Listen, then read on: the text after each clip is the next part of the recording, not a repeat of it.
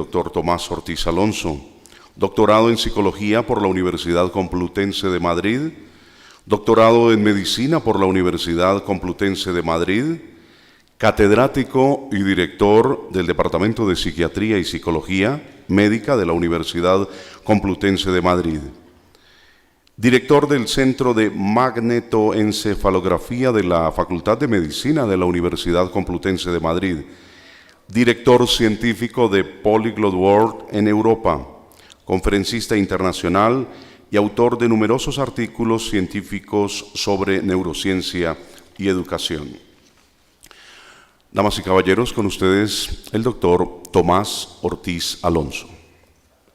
Muchísimas gracias a la Fundación Curiosity, que me ha permitido venir a este país, un país encantador con las gentes. Es un país donde las gentes son muy hospitalarias y muy amables, y un país donde curiosamente se habla muy bien el español. De toda Sudamérica yo creo que es el que mejor se habla, me ha resultado curioso. Y un país con una gran belleza en sus ciudades y una belleza sobre todo natural importante. Un país tan lejano del mío, pero que genéticamente yo creo que estamos muy cerca.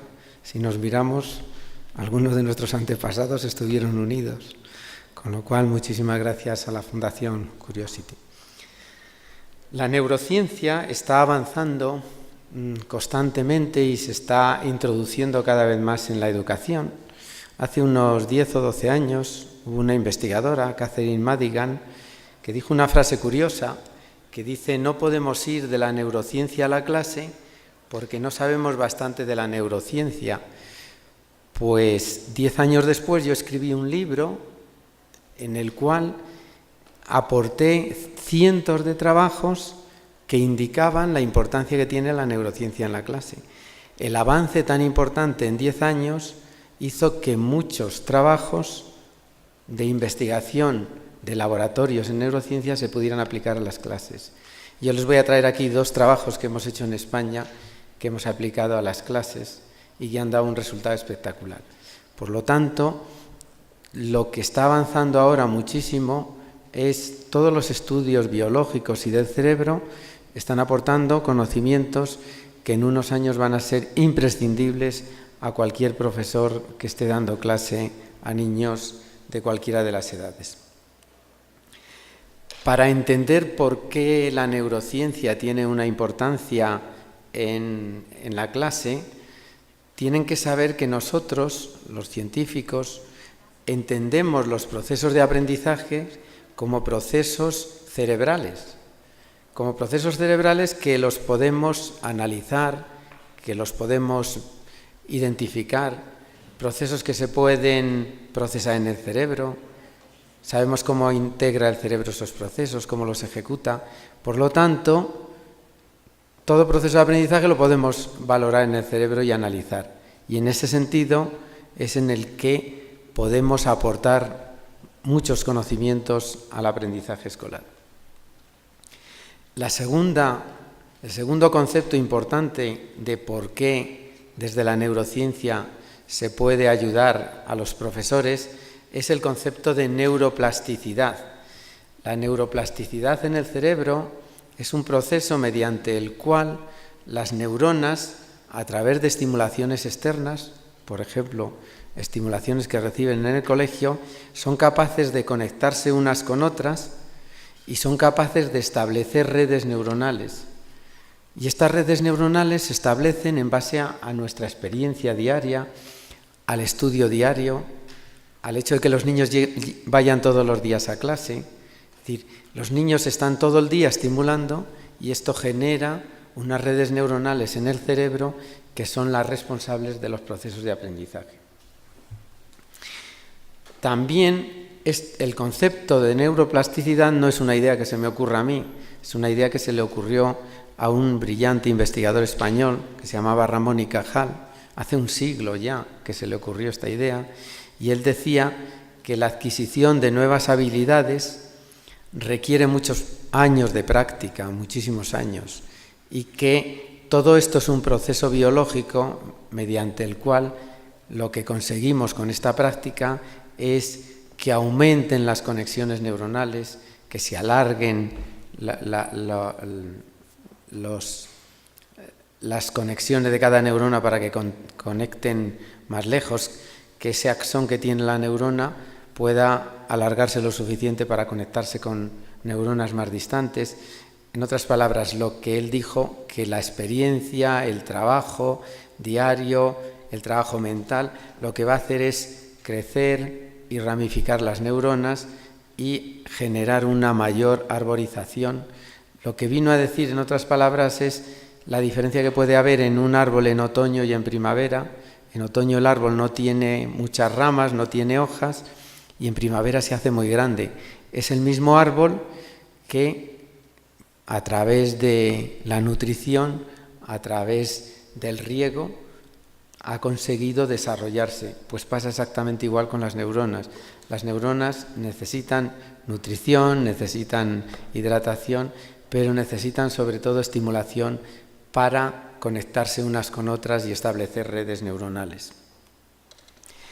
Y dentro de la neuroplasticidad hay un otro concepto que tienen que saber, que muchas de nuestras neuronas que tenemos están, o muchas sinapsis son poco funcionales, muy poquito, y para que se hagan funcionales solo necesitan un estímulo, necesitan algo que les llegue para hacerse funcionales. Y se sabe que el entrenamiento repetitivo mejora ese tipo de sinapsis que son poco funcionales, las hace más funcionales y nos ayuda a crear una red neuronal. Y eso es importante porque eso se debe principalmente a todo el esfuerzo diario que hacemos a través de la estimulación que reciben los niños en clase. Si los niños solo recibieran un día estimulación, no podrían conseguir hacer funcionales esas neuronas. Las hacen funcionales poco a poco. El hecho de que estén muchas neuronas poco funcionales no significa que el cerebro funcione el 10% como a veces se piensa. Hay alguien, o a nivel del vulgo, muchos dicen, es que el cerebro funciona solo el 10%. Eso no tiene ningún sentido. Si funcionara el 10%, no gastaríamos tanta energía, que el 80% de nuestra energía es por el funcionamiento del cerebro. Es más, hay partes del cerebro que tienen que estar funcionando constantemente porque si no, dejaríamos de existir. Por lo tanto, nuestro cerebro sí que funciona, no el 10%, el 100%. Nuestro cerebro funciona constantemente. Por lo tanto, no significa que no funcione, sino que funciona, y funciona unas veces para unas cosas y otras para otras, pero está constantemente funcionando. Y eso es muy importante que lo sepan, porque si no, la naturaleza, no tendría sentido que la naturaleza nos dé 10 dedos para utilizar solo uno. Pues no tendría sentido que la naturaleza nos dé un cerebro tan grande para utilizar el 10%. A no ser que la naturaleza quiera que tengamos una cabeza muy grande y muy pesada. No tiene ningún sentido. Por lo tanto, sepan que utilizamos nuestro cerebro al 100%. Y lo que también se sabe, y es muy importante que tengan presente, es que la actividad regular y sistemática estimula el crecimiento dendrítico y aumenta el número de conexiones sinápticas, mientras la estimulación no sistemática y no regular genera conexiones muy débiles en nuestro cerebro y esa debilidad desaparece, que es lo que nos pasa en muchas cosas que hacemos en nuestra vida que no son sistemáticas. Si nosotros vimos anoche una película, yo les preguntara qué película han visto, pues se quedarían asombrados de las 3 frases que me dicen de la película y ya de las imágenes no digamos. Han perdido el 80% de la película, han perdido muchísimo. Pero si esa película la vieran todos los días la misma película, todos los días la misma película, al final el cerebro organizaría redes neuronales que les permitirían acordarse de la película. ¿Me he explicado? O si ustedes quieren acordarse de esta conferencia, me invitan a mí todos los días, venimos todos los días aquí y al final saben como yo la conferencia. Esto es importante y es importante que lo sepan los profesores para los niños, que sepan los profesores por qué es importante tener una actividad regular. ¿Por qué no se puede en clase un día hacer una cosa y otro día otra? No, tiene que ser regular. Todo lo que nosotros hacemos regularmente establece conexiones cerebrales estables y nos permite hacer muchas más cosas y cometer menos errores. ¿Cómo cometen menos errores ustedes? ¿Con la mano derecha o con la mano izquierda? Con la derecha, los que son diestros. ¿Y por qué? Porque la derecha ha hecho 1.000.000 de veces una cosa y la izquierda 1.000 veces. Pero no es por otra cosa. Si ustedes la hubieran cambiado de pequeñitos, pues no pasaba nada. Aquello que el cerebro repite mucho y regularmente se establece como una conexión estable en el cerebro, valga la redundancia, no volátil. Y esa red estable es la que funciona sin necesidad de que nosotros pongamos la atención consciente para que se ponga en marcha, que es prácticamente una gran mayoría de actividades y comportamientos que hacemos a lo largo del día. Nadie sabe que lleva calcetines, ni yo gafas. Claro, dice, bueno, las lleva ahora, pero a lo largo del día, ¿alguien sabe que lleva calcetines? No, porque no lo sabemos. El cerebro lo da por hecho ya. Da por hecho que yo llevo gafas, no presta atención. Y eso facilita muchas conductas en el cerebro. ¿Me he explicado bien? Y eso solo es a base de hacer y repetir. El ejemplo más claro es este. ¿Qué es lo que más utilizamos nosotros? ¿Qué es lo que más utilizamos nosotros de nuestro cuerpo? Pues lo que más utilizamos es las manos y la lengua, porque hablamos todo el día. Pues ¿esto qué significa? Que toda esta área del cerebro es para la lengua y la boca, y toda esta área del cerebro es para la mano. El ombligo, que no lo utilizamos nada más que para bailar salsa y estas cosas, tampoco necesita tanto, ¿no? Y el dedo gordo del pie pues tampoco necesita tanto, porque no lo utilizamos. ¿Qué utilizamos? Las manos. Por lo tanto, necesitamos muchas áreas del cerebro para que puedan hacer todas las actividades que diariamente hacen las manos. Y lo mismo hablar. Si habláramos con las orejas, pues las orejas tendrían una área de cerebro muy grande. ¿Queda clara la idea? Por lo tanto, aquello que estamos constantemente trabajando es lo que más se refuerza en el cerebro y la que más área tiene del cerebro es aquella función que estamos reforzando constantemente. El ejemplo más claro que tenemos también de por qué tenemos que repetirlo todos los días es este estudio que hizo Pascual Leone, en el cual lo que le pedían a los sujetos estaban entrenando los dedos, este movimiento de dedos, ¿de acuerdo? Tenían que entrenar una mano haciendo esto, un movimiento de dedos y entrenaban la mano. Entonces la mano entrenada, después medían de 1 hora de entrenamiento o de un día de entrenamiento, medían qué pasaba en la mano entrenada. Entonces ven cómo después de 3 días, 1 hora diaria, la mano que está al inicio, la que está entrenada, fíjese la parte del cerebro tan grande que suponía ese entrenamiento. En la mano que no estaba entrenada, ven que no hay diferencias ni antes ni después. Al cabo de la semana, la mano que entrenaban tenía una amplia red cerebral disponible para ella. La mano que no entrenaban no tenía casi áreas cerebrales disponibles. ¿Me explico? Bueno, pues entonces hicieron este estudio. ¿Ha quedado claro lo que hacían?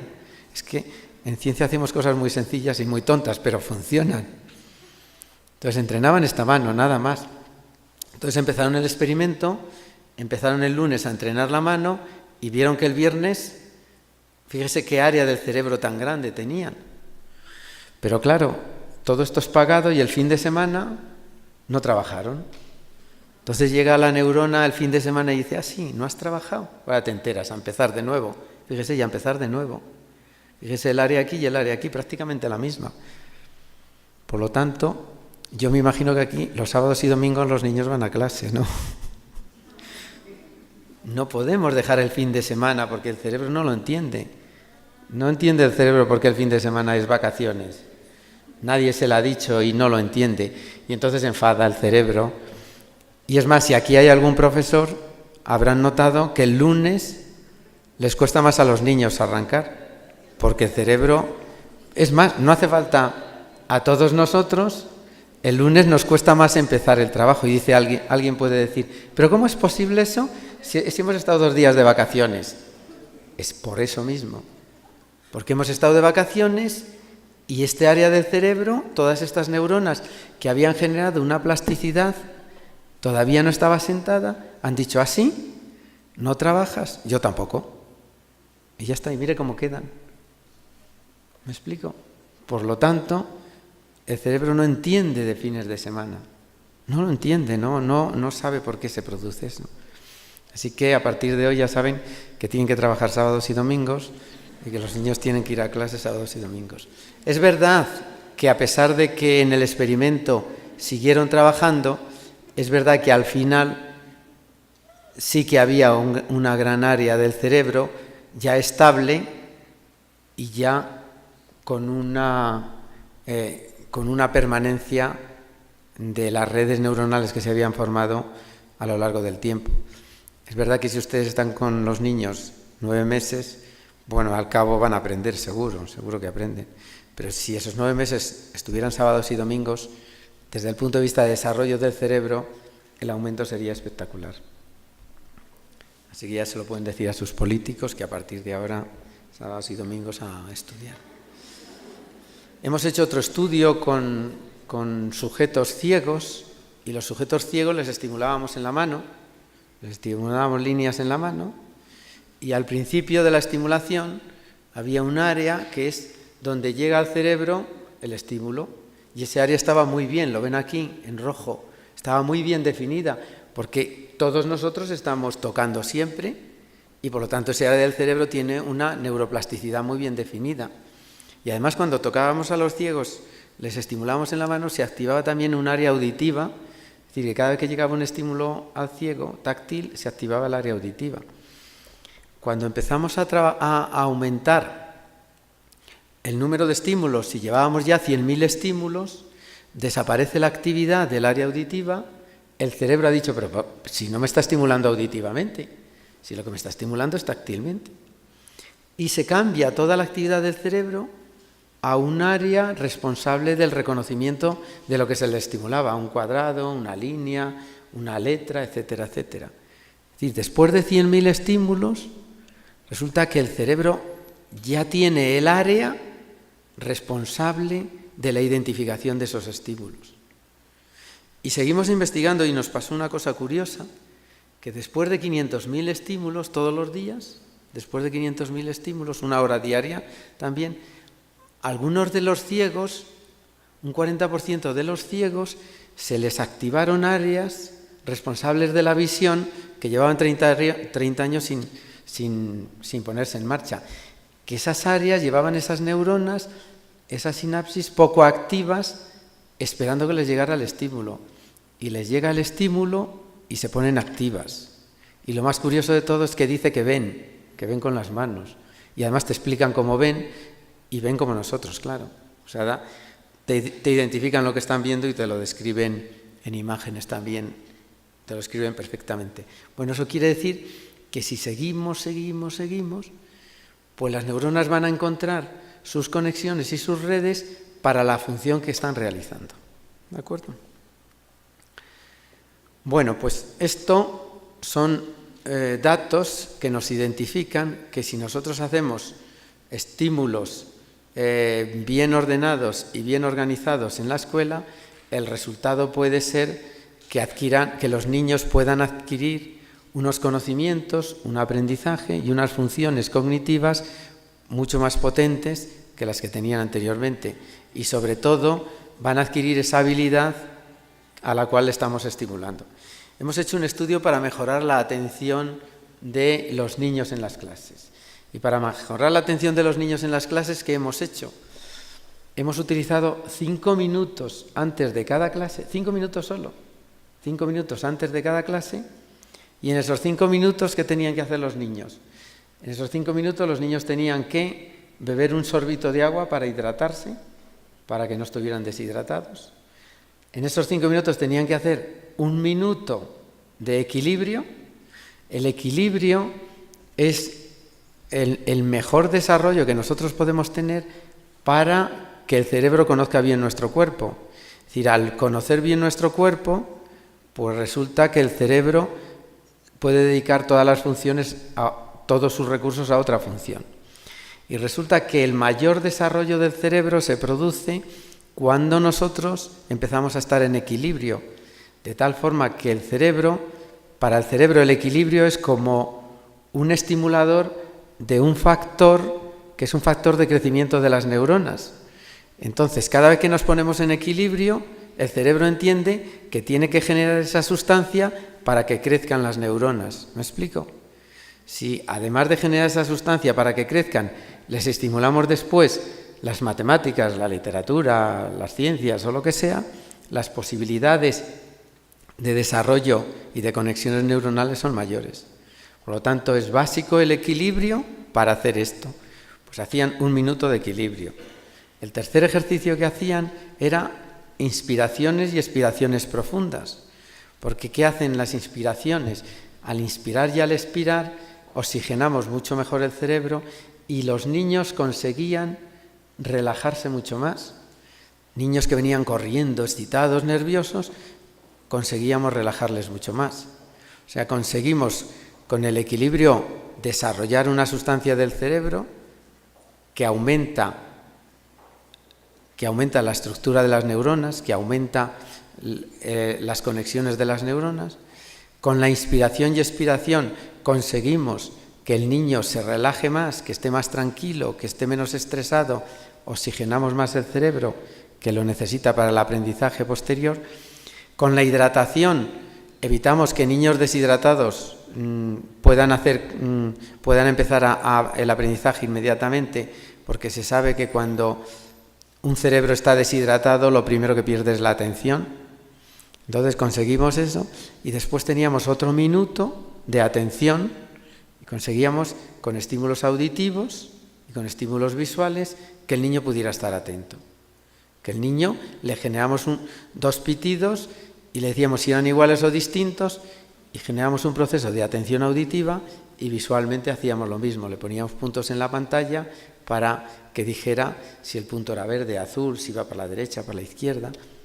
Y generábamos mediante esos 5 minutos, lo que conseguimos es preparar al niño para la clase, mejorar su cerebro para que la clase la atendiera mejor, generar un proceso de atención mucho mayor y, en otras palabras, lo que estuvimos haciendo es que el niño tuviera, desde el punto de vista de funcionamiento del cerebro, las mejores condiciones para aprender. Prácticamente lo que hacíamos nosotros es lo mismo que hacen los entrenadores de fútbol. Cuando quieren sacar a mitad del partido a un futbolista, ¿qué es lo primero que hacen? Que corra por la banda, ¿no? ¿Para qué corre por la banda? Si lo que tiene que correr es en el campo. Para entrenamiento. Por lo que hicimos nosotros en 5 minutos, antes de cada clase, es entrenar al cerebro, preparar al cerebro para que atendiera mucho mejor, prestara más atención y tuviera un mejor aprendizaje escolar. ¿Y cuál fue el resultado? Pues el resultado es que de todos los test que le hicimos, que eran test relacionados con la matemática, con la lógica, no bien con la atención, con el lenguaje, toda la batería de test que se utilizan para ver las aptitudes de los niños escolares, mejoraron en todas, curiosamente. Hay una mejora importante, ¿la ven? Aumentaron las puntuaciones en todas las variables cognitivas necesarias para un buen aprendizaje. Pero lo que más aumentaron fue la atención. En la atención aumentaron muchísimo estos niños. Conseguimos que mejoraran muchísimo la atención, independientemente de que los resultados escolares fueron muy buenos. Con lo cual, solo con 5 minutos de entrenamiento conseguimos estos resultados. Y desde el punto de vista del cerebro, conseguimos que disminuyeran las latencias en los tiempos de reacciones cerebrales. Cuando disminuyes el tiempo entre un estímulo y la ejecución del mismo, quiere decir que el cerebro funciona muy bien. Quiere decir que el cerebro tiene una red muy establecida. Pues conseguimos que durante ese curso académico, mediante estos ejercicios de 5 minutos antes de cada clase, el cerebro funcionara mejor a los estímulos. ¿Y qué conseguimos también más? Pues conseguimos que cuando registrábamos el cerebro al principio en junio y en septiembre y en junio.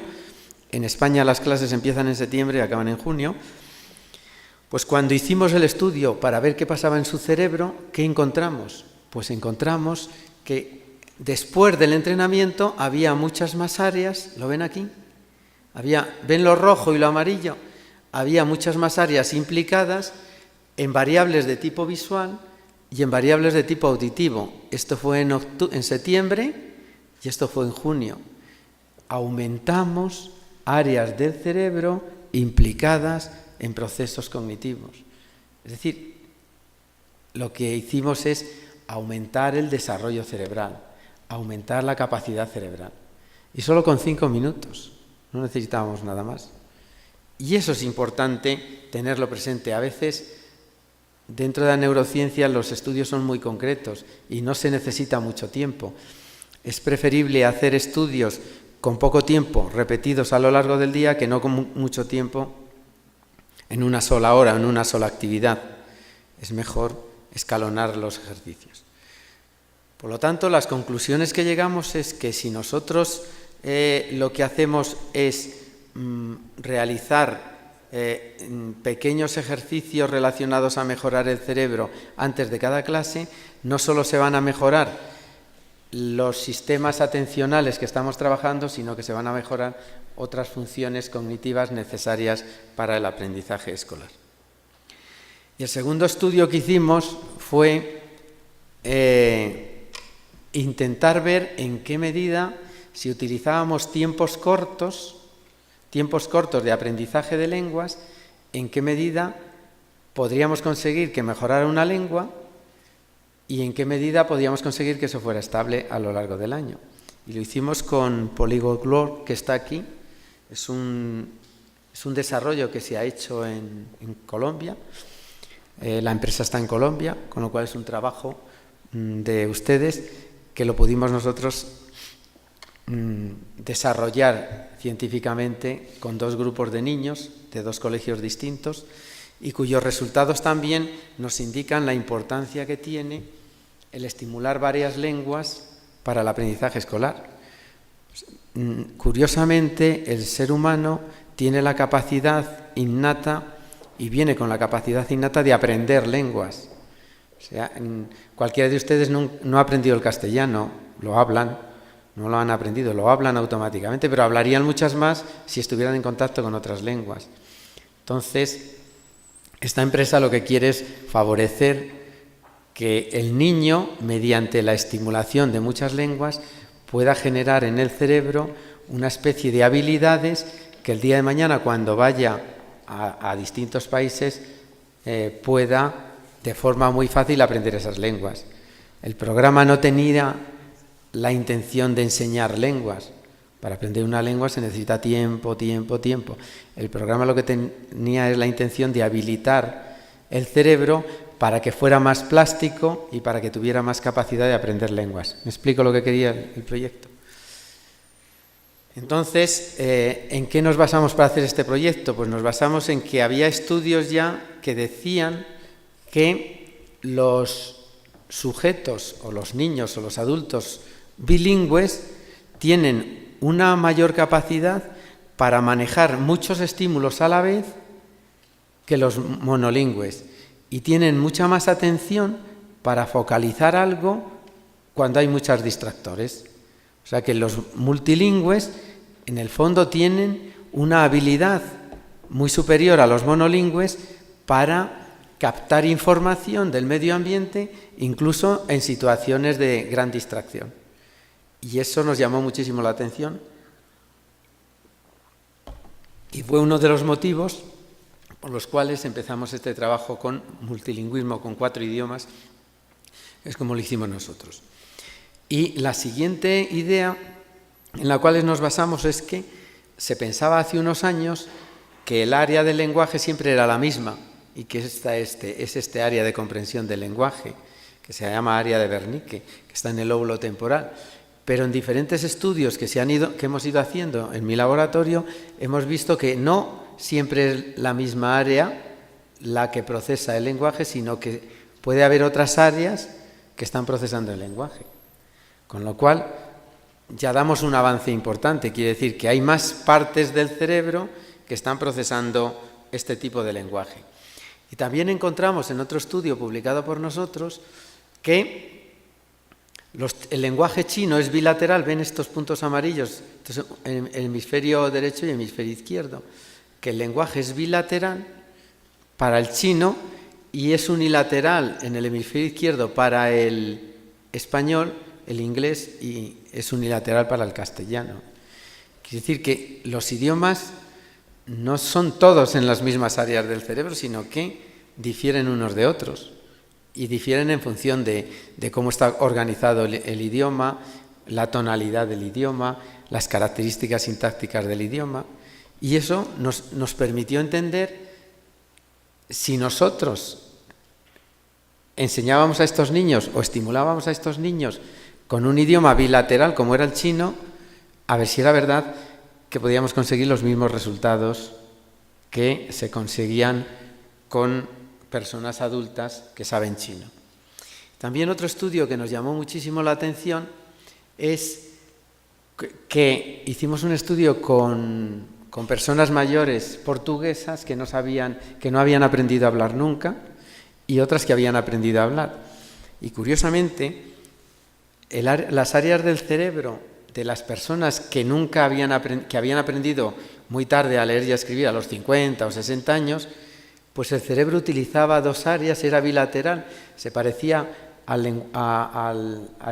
idioma chino y era bilateral frente a las personas mayores que habían aprendido a leer y a escribir desde pequeñitos.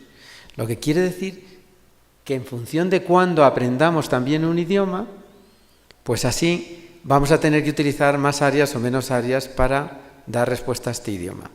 O sea que eso también nos llamó la atención para hacer el estudio. Y después encontramos también que los idiomas favorecen las conexiones entre los dos hemisferios. Un idioma es unilateral, pero cuando se tienen dos idiomas casi siempre hay una actividad bilateral, casi siempre, sobre todo cuando están afianzados los dos idiomas. Y también lo comprobaron, Leonard y colaboradores hicieron un estudio en el cual veían que los monolingües principalmente activaban el hemisferio izquierdo. ¿Ven todo lo que ven en amarillo? Es una gran actividad del hemisferio izquierdo, pero el hemisferio derecho no lo activaban, ni en palabras nuevas ni en palabras repetidas. Pero los bilingües sí que activaban los dos hemisferios, tanto en palabras nuevas como en palabras repetidas. Es decir, que solo por el mero hecho de aprender otro idioma se activan más áreas del cerebro y se activan sobre todo áreas homolaterales del hemisferio contralateral.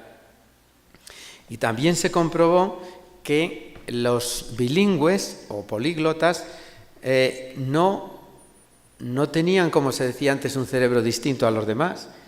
En las áreas similares, homolaterales o contralaterales, o de un hemisferio de otro, organizaban los idiomas. No es que porque tuvieran muchos idiomas tenían muchas áreas distintas para cada idioma, sino que en las mismas áreas se organizaban los idiomas, con lo cual no había ese problema que decían, es que si estudias muchas áreas, el área del lenguaje propio materno se va a deteriorar. No, se potenciaban las redes neuronales del lenguaje materno. Y por último, también encontramos que algunos estudios nos indicaban que las personas bilingües o multilingües tenían una mayor capacidad en funciones ejecutivas, en funciones cognitivas. No solo mejoraba la atención, sino que mejoraban otras funciones cerebrales necesarias para el aprendizaje y necesarias para llevar a cabo actividades en la vida diaria. Conclusión es que las personas que tenían varios idiomas tenían ventajas cognitivas y las ventajas cognitivas mayores se centraban principalmente en la concentración y la atención, aunque otras funciones cognitivas se mejoraban de este proceso. Por lo tanto, nosotros creíamos que si esto sucedía, lo que se iba a mejorar en el cerebro es una plasticidad neuronal. Los niños multilingües lo que iban a mejorar es áreas del cerebro que iban a responder más rápidamente que iban a cometer menos errores y que iban a estar más desarrolladas. A raíz de todos estos conocimientos, hicimos un estudio con 30 niños, 15 niños del grupo experimental y 15 niños del grupo control, y digo que son 15 y 15 porque eran colegios muy restringidos, de alto standing, y tenían pocos niños en el colegio. Y los idiomas que estimulamos eran el español, portugués, inglés y chino. Lo hacíamos 10 minutos por la mañana y 10 minutos por la tarde. Los colegios, era el Colegio San Patricio, que era donde estimulamos los 4 idiomas, y el Colegio Tagus, donde lo pusimos de colegio control y no tuvieron ningún estímulo de idiomas. Lo hicimos desde noviembre del 2012 a junio del 2013. Hicimos pruebas de electroencefalografía para los 4 idiomas, para valorar las áreas del cerebro, y después hicimos las variables cognitivas propias, cociente intelectual, cociente manipulativo, verbal, velocidad del lenguaje, lenguaje en general, y después lo que estuvimos valorando es las variables de aprendizaje solamente del inglés, el portugués y el chino, puesto que el español era incontrolable porque se hablaba en casa. Entonces no podríamos valorar algo que, si había padres que hablaban mucho y padres que hablaban poco, pues iba a cambiar el aprendizaje del idioma, con lo cual desde el punto de vista metodológico no se podía hacer con el español. ¿Y cuál fue el resultado que obtuvimos? Pues que en el aprendizaje de palabras, antes, este es el Colegio San Patricio, siempre que vean P o San Patricio, es el colegio donde aplicamos nosotros el estudio de los cuatro idiomas, ¿no? Pues vimos que antes, ¿cuál era el conocimiento que tenían, por ejemplo, los niños? Eran bilingües, pues tenían un buen conocimiento de inglés ambos, más o menos igual, pero un conocimiento casi nulo de portugués y de chino. ¿Qué pasó después? Pues vimos que después habría un gran conocimiento. ¿Qué idioma fue el que más se mejoró de todos? El portugués. ¿Por qué se mejoró el portugués? Porque la fonética es muy similar a la nuestra. Entonces, tenemos muchos fonemas iguales. Entonces, fíjese la diferencia antes y después del portugués. Pero también se mejoró mucho el chino mandarino. O sea que también los niños mejoraron mucho, es decir, los idiomas. ¿Qué pasó en el colegio donde no aplicamos idiomas? Pues que prácticamente las mismas gráficas antes y después. Ni se mejoró el inglés, ni se mejoró el portugués, ni el chino. Lo que quiere decir que si nosotros aplicamos 10 minutos por la mañana y 10 por la tarde mediante este método, lo que conseguimos es mejorar muchísimo el idioma, mejorar muchísimo el aprendizaje del idioma. ¿Qué otra cosa encontramos? Pues encontramos que otras variables también mejoraron muchísimo. ¿Qué variables mejoraron principalmente? Principalmente, estadísticamente, mejoraron mucho el cociente intelectual total, mejoró mucho también el lenguaje en general y mejoró mucho también la velocidad perceptiva, esa capacidad que les decía yo de captar en situaciones de dificultad o en situaciones donde hay muchos estímulos distractores, captar la información. ¿De acuerdo? Y cuando registramos la actividad del cerebro, hay una serie de ondas cuando tú registras la actividad del cerebro que te indican qué está pasando en el cerebro. Registramos nosotros esta onda, la N200 y la N400. ¿Por qué? Porque la N200 es la onda que te identifica las características más o menos físicas del estímulo lingüístico, y la N400 te indica las características semánticas del estímulo auditivo, del estímulo lingüístico, perdón. ¿Y cuál fue el resultado?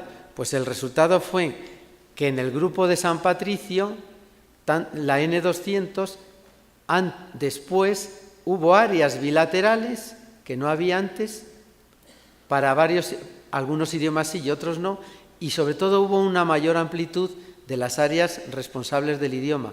Y siempre, por ejemplo, en el chino hubo actividad en el hemisferio izquierdo y en el hemisferio derecho. Tanto para la N200 y para la N400 pasó exactamente igual. Había más bilateralidad en los dos hemisferios. ¿Y qué pasó con los niños que no hicieron, qué pasó con con los niños que no hicieron el experimento, que es Taubus, que no hizo el experimento, pues que no hubo grandes diferencias entre la parte de antes y la parte de después en la onda que representa la parte semántica del lenguaje, pues porque no habían hecho prácticamente nada.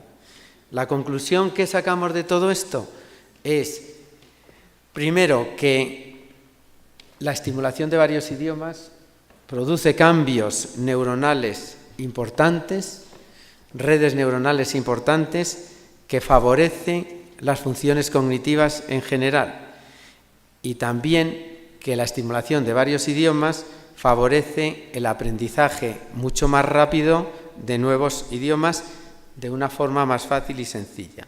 Lo segundo que encontramos es que el aprendizaje es muy diferencial en función del conocimiento que se tenga de la lengua. Se aprendió mucho más en inglés, que se tenía conocimiento, y se aprendió mucho más en portugués, que había una sensibilización, que en chino.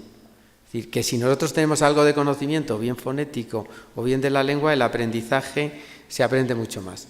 Si quisiéramos aprender una lengua, aquí quisieran aprender el portugués, pues como fonéticamente tenemos el idioma muy parecido, el aprendizaje sería mucho mayor.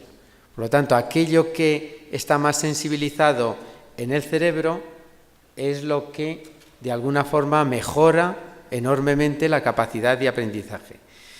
Y este método creemos que es un método muy bueno porque no solamente favorece el aprendizaje de nuevas lenguas, sino que también mejora enormemente y potencia aquellas que se están enseñando ya. Se mejoró muchísimo el español entre un grupo y otro, y se mejoró muchísimo el inglés entre un grupo y otro.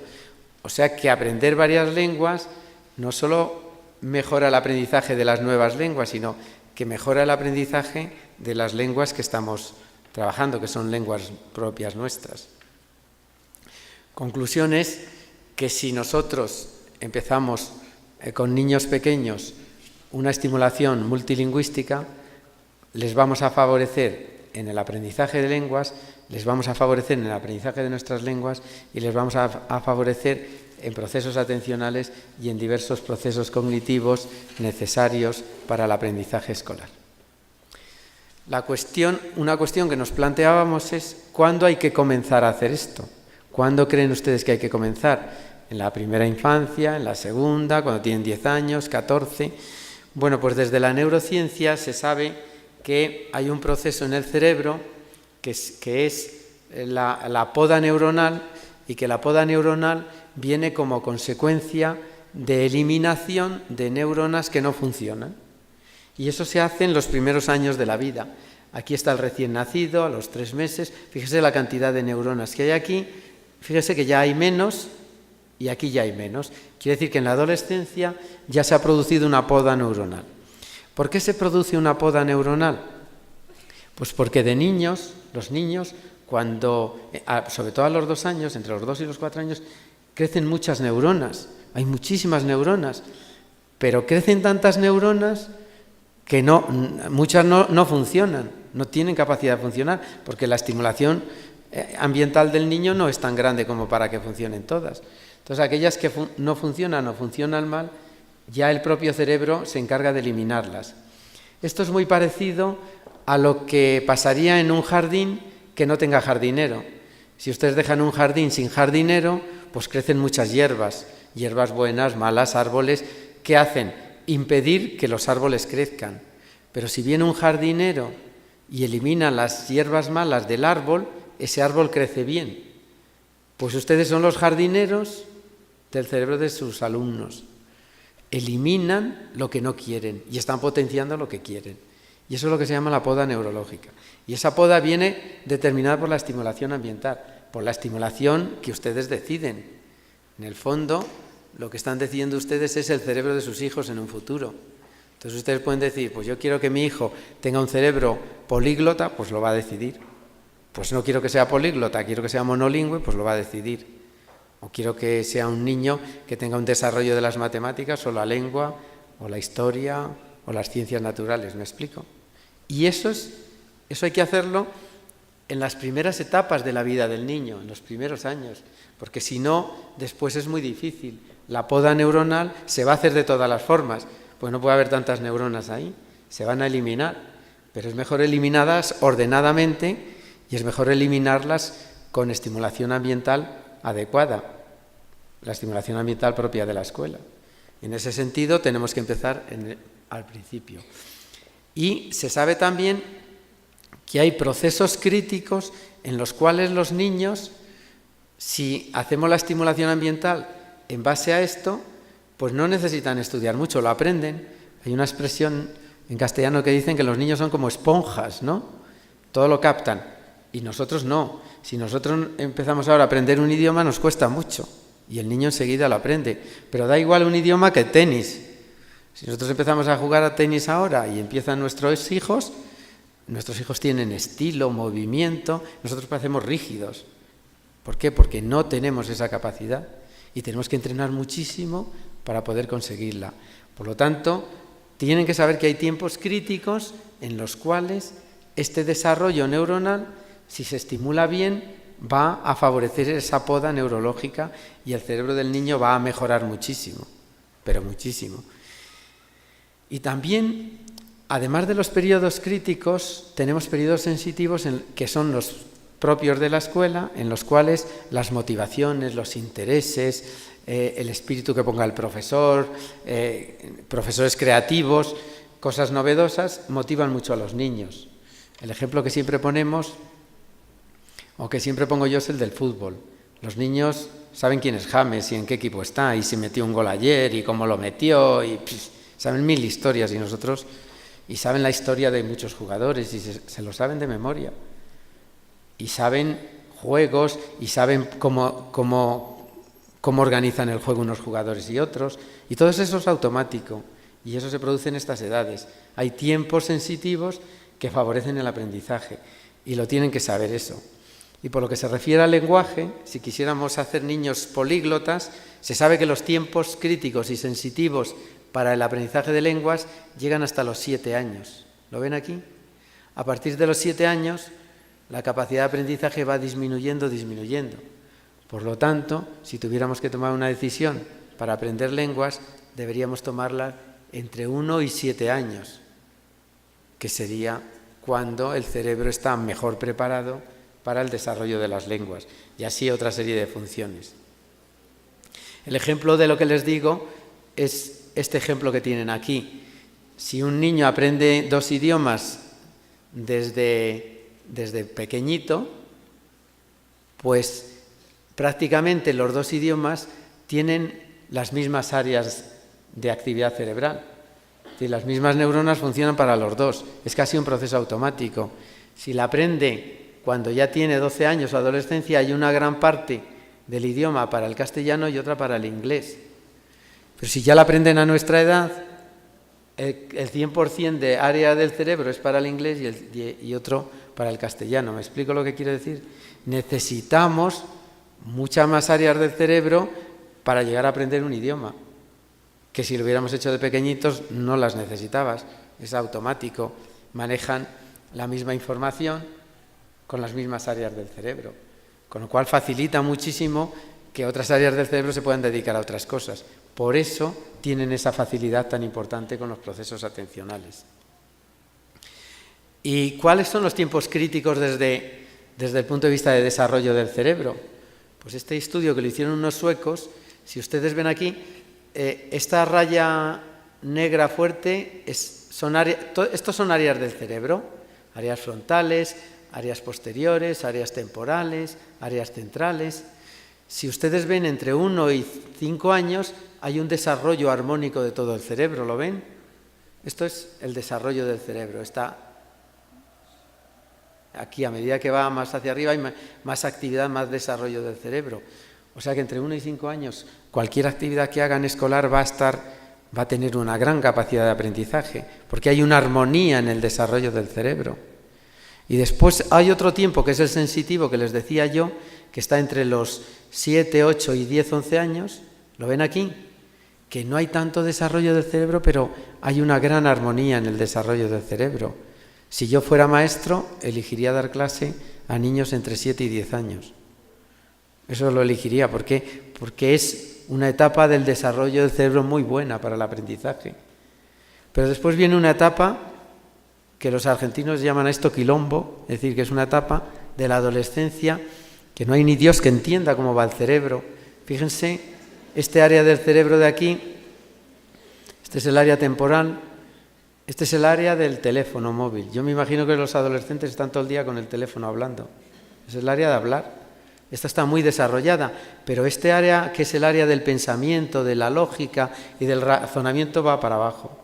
Es decir, que probablemente los adolescentes actúan y no piensan. Eso es lo que dice esto. Es decir, ¿por qué? Porque la parte del pensamiento, de la lógica, de la precaución, de la prudencia, está involucionada. No solo no se desarrolla, sino que se involuciona. Y después ya tenemos la última parte, que es donde se desarrolla ese área. Por lo tanto, todo lo que hagamos en la adolescencia tiene enormes posibilidades de ser un gran fracaso. Todo lo que hagamos antes de la adolescencia tiene enormes posibilidades de ser un acierto en los procesos pedagógicos. Así que si atendemos a este desarrollo del cerebro, por lo tanto es importante que sepamos cuándo tenemos que hacer las cosas. Y si vemos este desarrollo ya con resonancia magnética, vemos todo lo que ven en rojo es que ese cerebro es inmaduro, que ese cerebro todavía no ha llegado a hacer conexiones estables dirigidas a un fin. Entonces, a los 5 años, ¿qué vemos aquí? Pues que hay el hemisferio izquierdo, el hemisferio derecho es mucho más inmaduro que el izquierdo. Perdón, el hemisferio izquierdo, este es el izquierdo y este es el derecho, aquí es al revés, ¿vale? Entonces, ¿por qué el izquierdo es más maduro? Porque el izquierdo es donde está el lenguaje y los niños desde pequeñitos empiezan a hablar con sus padres. El derecho más es el de lo espacial, de las cosas en el espacio. A medida que va avanzando la edad, va madurando, los cerebros se van volviendo más azules, ¿lo ven? ¿Lo ven que se van volviendo más azules? Quiere decir que el cerebro es maduro, que las conexiones son estables, que van dirigidas hacia un fin. Eso significa. Pero si se fijan en este cerebro de niños de 20 años, ¿qué les llama la atención? Pues que no todo es rojo, no todo es azul. Hay una parte roja, ¿la ven aquí? Yo no la veo, pero la identifican aquí. ¿Y por qué ese área está en rojo? ¿Por qué se les ocurre que está en rojo? Ese es un área, se llama órbito frontal, y es el área responsable de la madurez emocional. ¿Y qué significa eso? Que en la escuela no se enseña a madurar emocionalmente a los niños. Se les enseña matemática, literatura, ciencias naturales, sociales, pero no se enseña a madurar. Pues eso significa que este área del cerebro no madura y por eso está en rojo. Para que vean la importancia que tiene el trabajo pedagógico en el desarrollo del cerebro. Ustedes han decidido no desarrollar el área emocional y está inmaduro ese cerebro.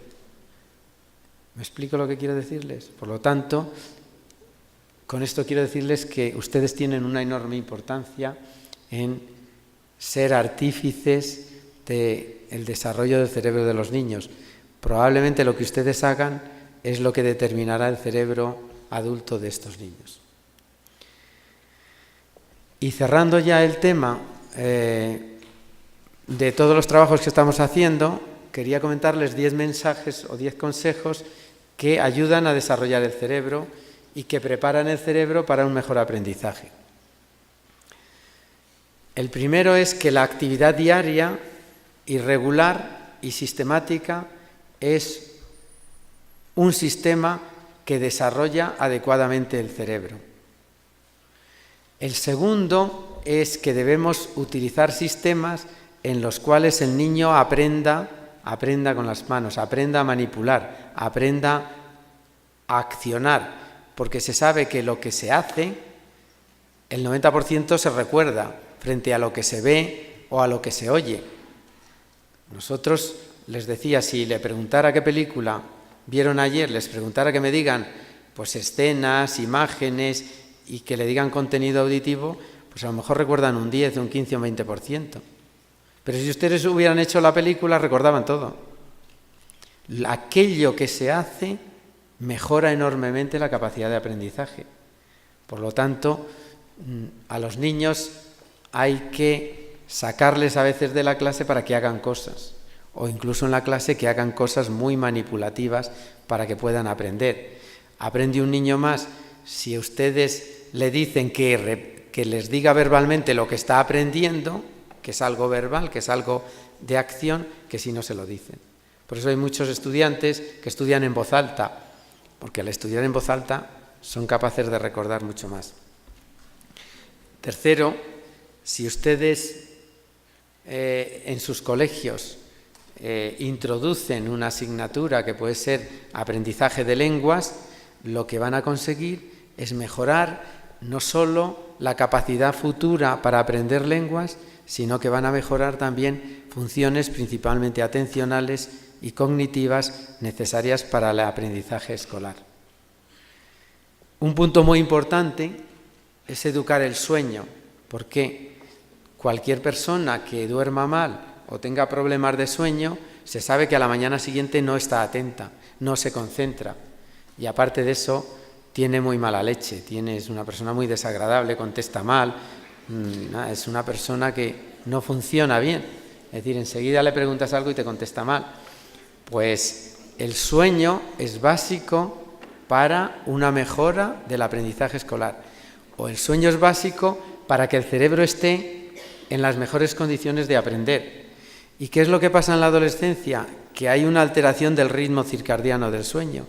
Muchos padres que tienen niños adolescentes, niños o adolescentes, no sé si son niños ya los adolescentes, muchos padres con adolescentes en casa, el gran problema de los padres es que les tienen que decir a los adolescentes, vete a la cama a dormir, pero que te vayas a la cama y venga, y no quieren ir a dormir porque se ha retrasado el ciclo del sueño se ha retrasado. Pero ¿qué pasa? Que a la mañana siguiente no quieren levantarse, y a veces los padres dicen, es que son muy vagos. No son vagos. Ha habido un retraso, por lo menos de 1 hora, del ciclo del sueño, de 1 hora y pico. Eso significa que si en los colegios la primera hora de clase es las matemáticas, estos niños no van a aprender matemáticas nunca. Estos niños la primera hora de clase es ducharles con agua fría, que se metan en la piscina y que hagan muchos ejercicios para despertarles, porque si no, no van a conseguir nada. Y eso es biológico, y eso lo tienen que saber los profesores. Es decir, en los adolescentes, en el resto no, porque hay un retraso del ritmo circadiano de sueño. Otra cosa que tienen que hacer los padres es enseñar a comer y a beber bien. Se sabe que si una persona hace un desayuno bueno, hace un desayuno con lácteos, frutas, cereales, zumos, pan, y que ese desayuno es un desayuno reposado, todos estos investigadores que les pongo aquí han hecho estudios y han comprobado que aumenta entre un 15 y un 20% el aprendizaje escolar, solo por hacer un buen desayuno. Se sabe que aquellos niños que no toman muchas grasas aumentan el aprendizaje escolar. Se sabe que niños que no son hipoglucémicos, que no llegan a la clase que llegan a la clase sin haber comido, los niños hipoglucémicos tienen malas puntuaciones escolares. Y se sabe también que los niños que tienen procesos de deshidratación, sobre todo en países cálidos donde juegan mucho y llegan a la clase y han jugado, han perdido muchos líquidos, se sabe que esa clase, esos niños no aprenden casi nada o aprenden muy poco. Por lo tanto, la hidratación es importante.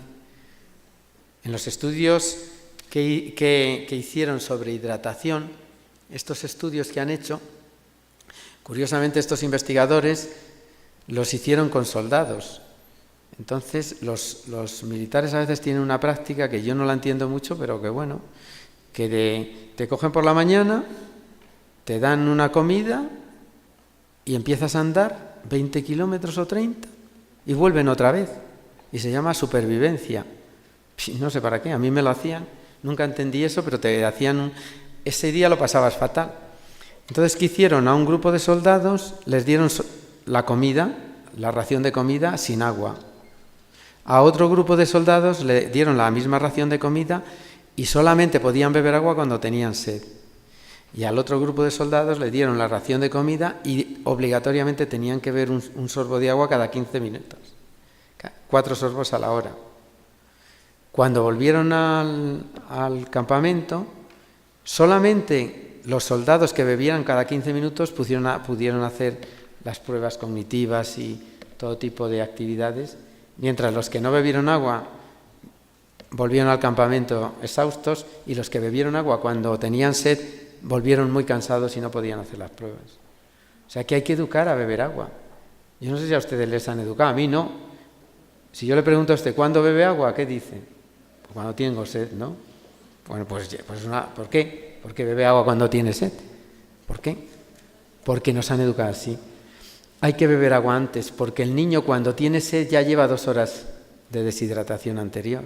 Y es muy importante tenerlos hidratados a los niños.